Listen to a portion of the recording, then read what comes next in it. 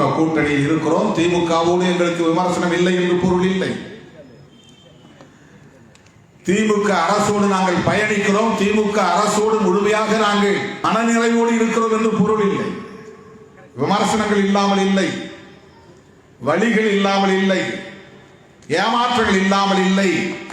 ஆனாலும் பெரியாரியத்தை காப்பதில் விடுதலை சிறுத்தைகள் உறுதியாக இருப்போம்.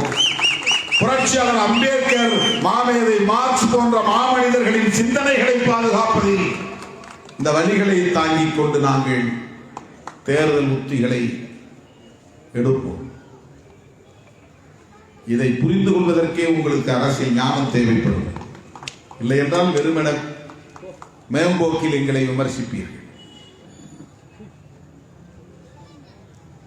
எனதருமை தோழர்களே, சிறுபான்மையினர் நலன்களாக இருந்தாலும், இதர விளிம்பு நிலை மக்களின் பாதுகாப்பாக இருந்தாலும்,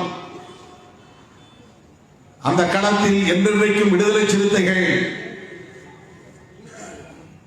துணிவாக களமிறங்குவோம்.